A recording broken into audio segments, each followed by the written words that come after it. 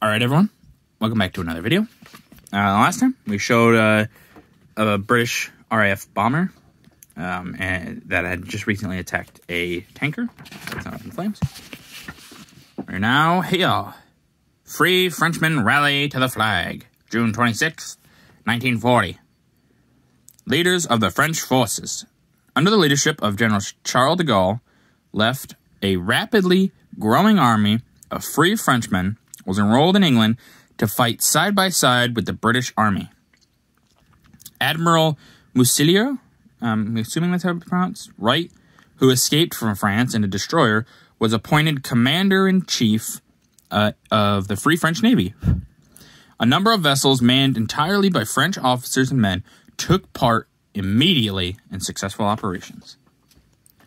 So there we see de Gaulle and Muselier. I don't know how to pronounce that guy's name.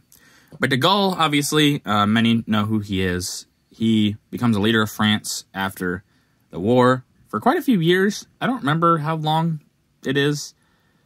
I know it's at least until like the 1960s, I think. But yeah, into the 1950s at least. Yeah, an important figure.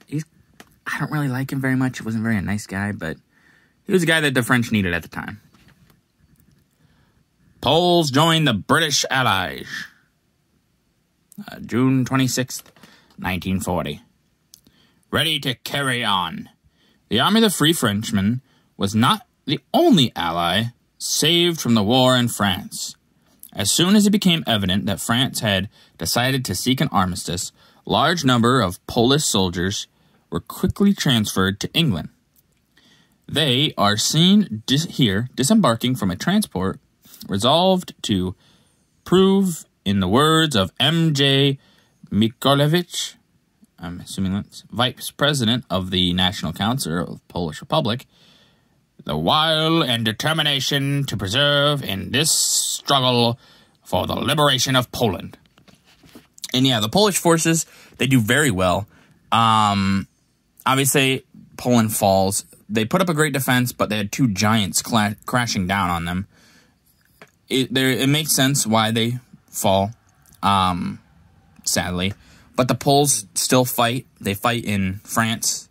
They fight with the British. They fight. And Polish airmen were pretty good. They did a lot of work that shouldn't be forgotten. And the Poles have a great will, and they don't give up. And well, they get what they wanted. They get free Poland with an asterisk. You know, it's like free Poland, but very much influenced by the Soviet Union. But even then, under the Soviet Union, Poland was probably one of the most powerful members because they just kind of probably scared Russia a little bit, honestly. They probably scared them a little bit. The Poles can be, especially since they have the good old Prussian lands of Germany, they've definitely got that good old fighting spirit, to say the least.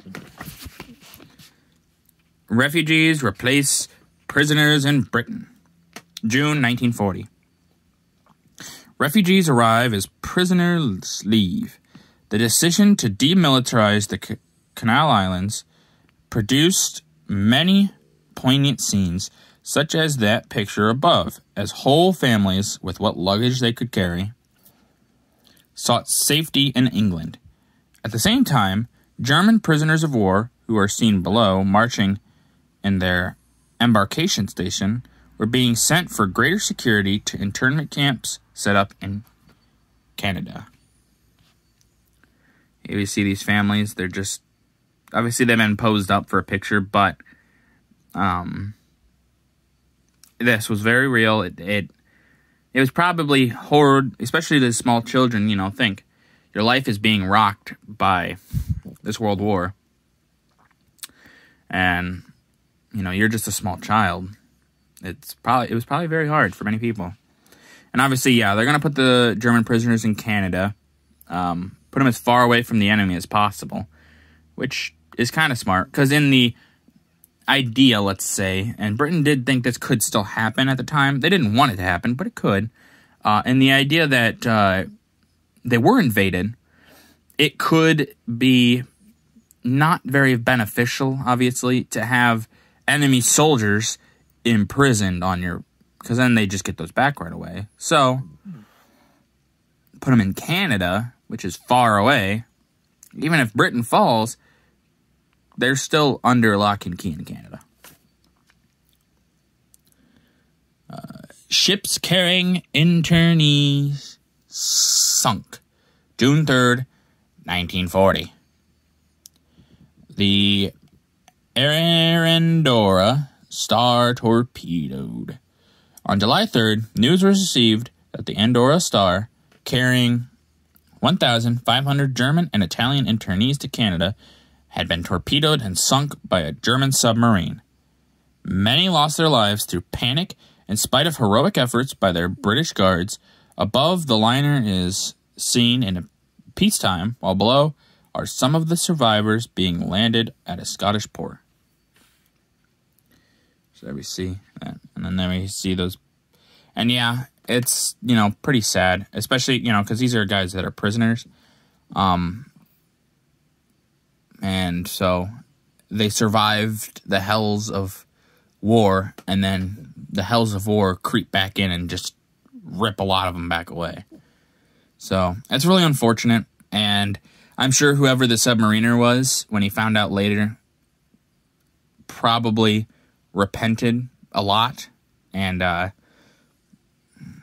might have found himself very upset with his actions, I would assume. Okay, we're just going to do this last picture, this last page here. The British Navy seizes the French fleet. This is a twofer, by the way. June 3rd, 1940. Oh, no, my bad. Not June 3rd. July 3rd. My bad. The tricolor comes down. The Union Jack goes up. When France laid down her arms, Britain asked the Pictorial government to allow the French fleet, lest it fall into German hands, to sail for British ports before armistice negotiations were completed. But the armistice, as signed, provided that France's navy should fall under German control, and fast action had to be taken to prevent these ships being used by the no-no Germans.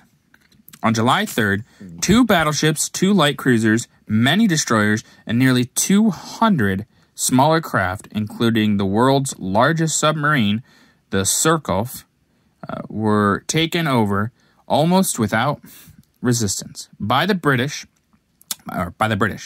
Above are seen some of the warships that were seized in British ports, eventually to be manned by sailors of the Free French and Allied navies.